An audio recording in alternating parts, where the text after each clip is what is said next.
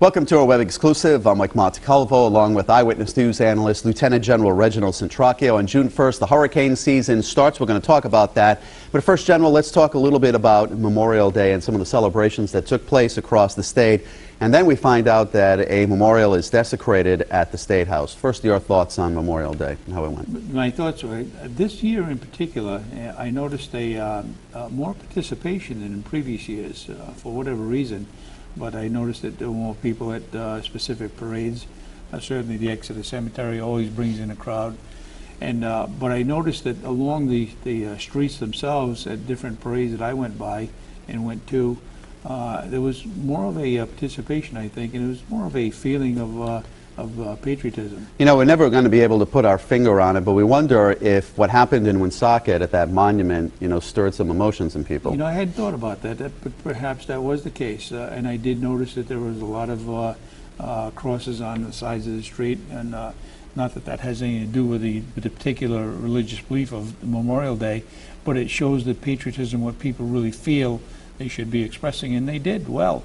And I personally went to a nursing home that afternoon down in Greenwich Bay, and I shared my thoughts about Memorial Day, and it was really good to feel that the people that were there really understood the difference between the celebratory and real meaning of Memorial Day versus the marketing aspects of it. And they knew the difference. They knew we had to concentrate on that perhaps more so. Well, that was a positive thing. On the negative side, the stone honoring the Garden of Heroes has been cleaned up and restored, but they found that it was desecrated. That is dedicated in 2005 to Rhode Island service members who were killed in 9/11. Your reaction when you found someone desecrated that? As part of the dedication, I was still on duty when that was put in, along with Lieutenant Governor Charlie Fogarty, and it just hurt me personally when I saw that being announced. And you wonder what kind of individual would do that. You wonder whether it's just some individual looking for 2 minutes of fame, perhaps, or whether they really feel what they wrote on that stone, and whether they really get any kind of a genuine feeling from defacing a stone like that. Well, the soldiers that we talked to and veterans that we talked to said it was a hit against America. Yeah, absolutely. You're absolutely right, and I saw the verbiage on that, and certainly it's something you can't talk about other than it was not something you want to see on a memorial. But you wonder what that individual is. I think if we ever find out who it is, perhaps a good repercussion of that would be to take him or her and put him on the front lines for those kids that are experiencing what it is to make the ultimate sacrifice, and perhaps they'd have a little bit of a different feeling that you don't do this to any monument or anything having to do with who we are as a people. Well, this would be extremely expensive, but one of the problems they had, General, there are no cameras set up there to figure out who did that. I don't think that's something we're ever going to see anyway. Probably not. I think the best you can do is to have someone that perchance may have been there that did something. I mean, we see everything else on YouTube, we see everything else on all social media. This one particular time, if anybody did do it, and capture it, that is, it wasn't put out, that would have gone viral, I think. Okay, let's move on to the hurricane season, which starts Friday, June 1st. The major question is Rhode Island and southern New England ready? And it's not just for a hurricane, as we figured out last year, General, and I think a lot of people thought, oh, it's only a tropical storm. What could Irene do? Yeah. We'll talk to the people who didn't have electricity for a couple of weeks, and they can tell you what a tropical storm can actually do. By the way, Irene was a hurricane, but not when it hit Rhode Island. Do you feel that we get a little complacent in things like this? We do, and because of what you just said, we get complacent because we prep up for a several-day period looking at a good strike with a hurricane force winds coming on, and then it comes to something along the lines of a tropical storm. Unfortunately, that happens every so often, and people do become complacent, and they take it for granted that that's going to happen every time. But the time that it doesn't is the time that we really need to be prepared. I talked to EMA this morning, Ed Johnson, and he was telling me that there were many lessons learned during that particular scenario, and it had to do much with communications, how we perceived by the general public, how we say there's a hurricane coming. You need to be prepared, and you can't become complacent until after the storm has gone by. Well, the plan is different. So if you're living in, let's say, Warwick or Providence or Cranston, it's different than if you're living in Narragansett, because obviously they want to evacuate you if you're along the coast. Right, because the coast brings some pretty significant surf and certainly has the potential of inundating the coastal areas.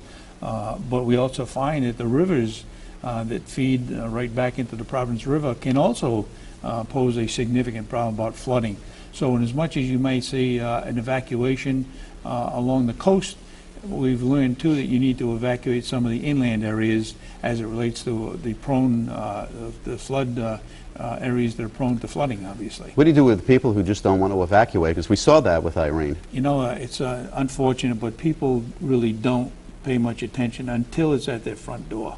And people just won't move. We don't do it physically. All you can do is say, please give us your name so we can notify your next of kin, which seems very crude and brutal, but nevertheless that is the ultimate preparation that anybody can do. If they refuse to move, we need to know how to identify you once the storm has gone by. So many people were without electricity for a long time. Part of the problem, and obviously down trees and power lines were a huge problem, but I think general part of the problem is a lot of the structures were just old at this point. You're right on. Much of the after-action reporting that came from National Grid and from the communities themselves suggested that one of the prime reasons that the Northeast and specifically Rhode Island suffered so much, and incidentally, Rhode Island was the second most per capita state in the Union without power for so long a time.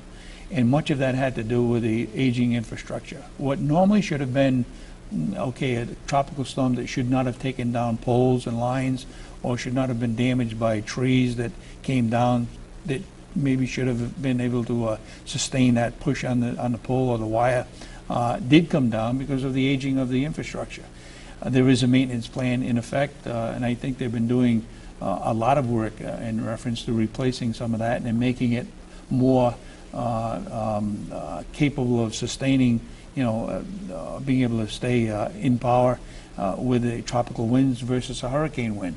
But I think when you look at the overall plan, National Grid did learn that you need to replace and maintain the lines better than they did, and they need to reach out and get better cooperation from an intrastate capability to be able to come into the state and bring us back to power. You know, we're talking about tropical storms and hurricanes right now, but let's not forget what flooding can do. We were talking about off the air, Fletcher Avenue in Cranston and Atwood Avenue in Johnston seem to get flooded out all the time. That seems to be like a regular thing when there's a big storm. But as we saw in West Warwick, what a major storm could do could wipe out an entire neighborhood.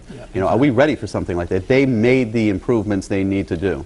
I don't think so. I think if you look at the areas that were affected by the flood, if that same thing happened tomorrow, unfortunately the same areas would be underwater, such as East Natick, Fletcher Avenue, and other parts of the state that we know are going to be underwater, and specifically Johnston, and they know exactly where those areas are. Part of the problem has been over the years, and when you get to my age, you've seen a lot of the stuff that didn't used to be now the case.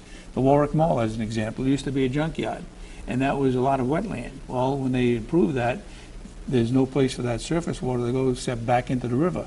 Simultaneously, they put the ramps in from 37 and blocked a lot of the river and changed the actual flow of the river. But they didn't dredge it to be able to take that kind of volume to go back in. So here you have the flooding in the Warwick Mall, flooding of parts of 95, and unfortunately I think if this happened again tomorrow, none of the major changes were made that they said they were going to make since the flooding in 2010. And finally, what about the hurricane barrier? That seems to work every time they check it out. Yeah, it did. I think what we saw was the effectiveness of the barrier. It has a twofold purpose. One is to keep the tide from moving in, and certainly I think the most significant job of that barrier is to be able to take the water out from the rivers that are flowing and push it back into the sea versus having those rivers back into the city of Providence. So that worked, and it continues to work. All right, and we're talking about this being the start of the hurricane season on June 1st. We've already had 2 tropical storms so far as of Wednesday, so it's acting up. We do want to mention something real quick, General. The unrest in Syria continues, more violence, more killings. Now we're finding that Kofi Annan really has no power left with the United Nations, and his plan is really failing here. What does that leave us in Syria and China? You know, China and Russia and China are the main obstacles to any kind of United Nations resolution to this. They will disapprove any kind of intervention from the United Nations into Syria for various reasons. I was listening to Mark Genest from the Navy War College recently, and he was suggesting some of the main reasons, and that is that, you know, Russia and China are dependent upon Syria and the Mideast in general, and they don't want to have any kind of real stoppage for the oil that would go into specifically China, because they are increasing their economy by about 10% a year, and to have any slow in that would be devastating to the Chinese economy. And the same thing with Russia. That used to be part of the Soviet empire, and what we're looking at now is some of the legacy thoughts that are preventing the United Nations from having any effective play in Syria as we speak. All right, General Centracchio, as always, thank you very much for your thoughts. Good to be here. And thanks for watching.